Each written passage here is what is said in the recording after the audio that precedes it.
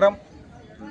వర్షాలు సమృద్ధిగా కురవాలని, పాడి పంటలు మంచిగా ఉండాలని ఒక గట్టి సంకల్పంతో నిన్న దాస్ హనుమాన్ మందిరం వద్ద సప్త ప్రత్యేక పూజలతో ప్రారంభమైనటువంటి ఈ అభిషేక కార్యక్రమాలు ఈరోజుతో గంగానీటితో గ్రామంలో గల అన్ని దేవతలకు హనుమాన్ మందిరాలకు అభిషేకంతో ముగుస్తూ ఉన్నాయి.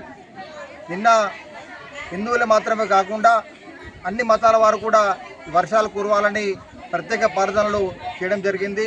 మన గ్రామంతో పాటు దేశంలో కూడా వర్షాలు సమృద్ధిగా కురిసి పాడి పంట మంచిగా వచ్చి రైతన్నలకు ఎలాంటి ఆటంకం కాకుండా అన్నదాతలను రక్షించాలనే ఏకైక గట్టి సంకల్పంతో ఈ యొక్క దీక్షను చేపట్టడం జరిగింది. దీనికి సహకరించినటువంటి గ్రామస్తులకు, మహిళలకు అందరికీ పేరు పేరున ధన్యవాదాలు తెలియజేస్తా ఉన్నాము. భారత్ మాతాకి జై.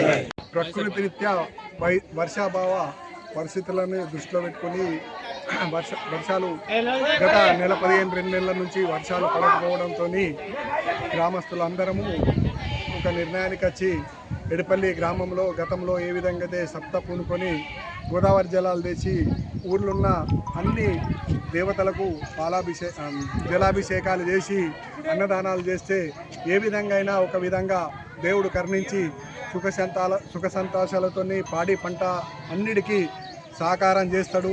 ఆ సహకారాన్నే మన గ్రామాభివృద్ధి, మన గ్రామంకి చిన్న పెద్ద గొడ్డు గోజ అందరు కూడా సుభిక్షంగా ఉంటారనే ఆశతో దాన్ని పాటిస్తూ నిన్న పొద్దున 7 గంటలకు 7 గంటలకు గ్రామంలో ఉన్న అందరి పెద్ద మనసుతోని సప్త స్టార్ట్ చేయడం జరిగిపోయింది.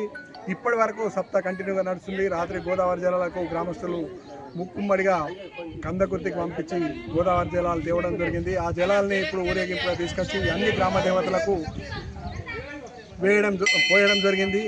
ఇంతటితో ఈ గ్రామంలో ఉన్న దేవతలందరూ సహకరించి ఎడపల్లి గ్రామ ప్రజలందరినీ ఎప్పటికీ సమృద్ధిగా మంచి ఉండాలని దేవుళ్ళని కోరుకుంటున్నారు.